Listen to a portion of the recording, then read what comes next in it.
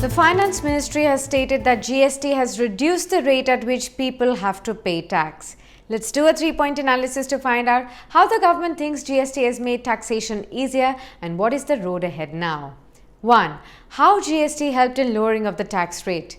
Well, in a series of tweets on the first death anniversary of former Finance Minister Arun Jaitley, the ministry remembered him for his contribution to the landmark reform, that's GST, and also said that the implementation of this reform, the goods and services tax, has reduced the rate at which people have to pay tax.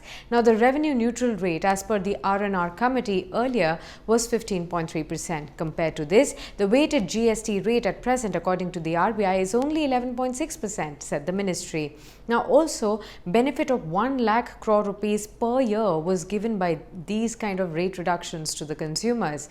GST also subsumed about 17 local levies when it got implemented. Before GST, the combination of value-added taxes, excise, sales tax and their cascading effect resulted in high standard rate of tax up to 31%. It also led to huge inefficiencies and also the cost of compliance.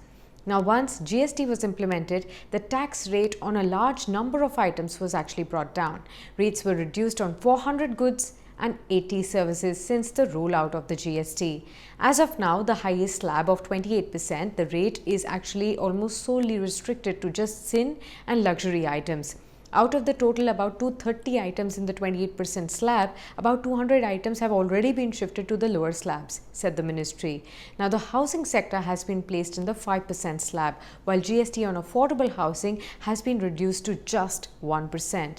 Businesses also, with an annual turnover of up to 40 lakh rupees, are GST exempt. Initially, this limit was only up to 20 lakh rupees. Additionally, those with a turnover of up to 1.5 crore rupees can actually opt for the composition scheme and pay only 1% tax. 2. How the simplified processes led to the higher compliance of taxes. Well, the finance minister also said that while the higher tax rates of the pre-GST era acted as a disincentive to paying tax, the lower rates under GST have actually helped in increasing the tax compliance. Now, the number of assessees covered by the GST at the time of its inception were about, say, 65 lakh. The assessee base has now doubled and exceeds even 1.24 crores. Now, all the processes have actually been fully automated, and till now 50 crore returns have been filed online and 131 crore e-way bills have been generated. 3. What's the road ahead for GST now? Well, the GST has actually led to higher compliance and even reduced taxes so far. There are some complex issues that it has to deal with currently.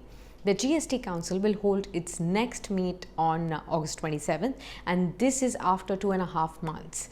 Now, compensation to states is the single point agenda that the Council is really likely to focus on in the upcoming meeting.